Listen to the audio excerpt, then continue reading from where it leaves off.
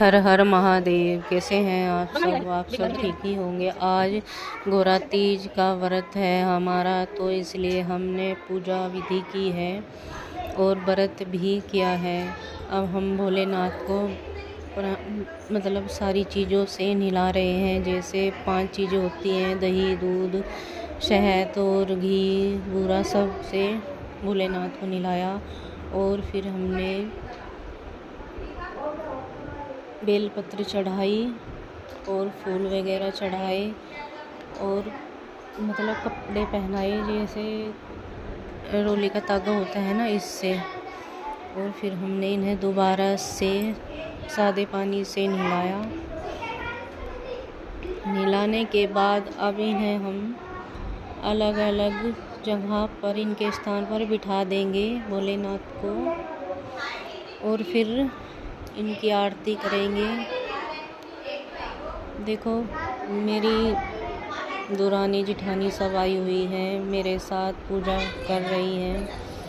हमने बोला कि हम एक साथ ही पाठ पूजा करें, तो ये भी सब इनका सबका व्रत था, इसलिए हमने एक ही जगह पूजा की।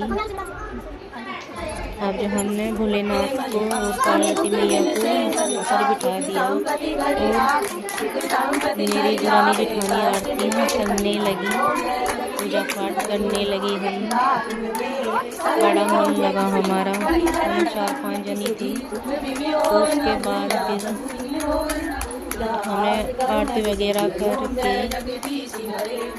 फिर उसके बाद हमने भगवान को भोग लगाने की तैयारी की। भोग लगाया।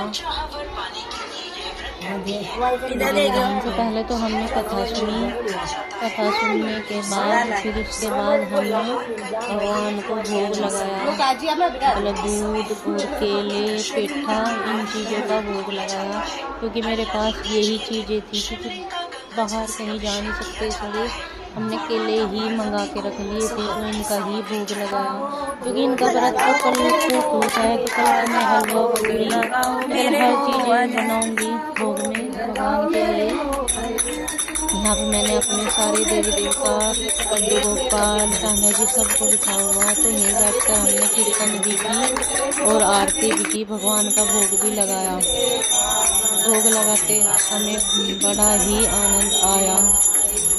ये दोबारा से फिर मेरी जो जिठानी थी वो बोलने लगी कि एक बार मेरे मन में भी आया कि हम एक मतलब भजन था, उसे गाएं। तो फिर हम दोनों जने गाने लगे।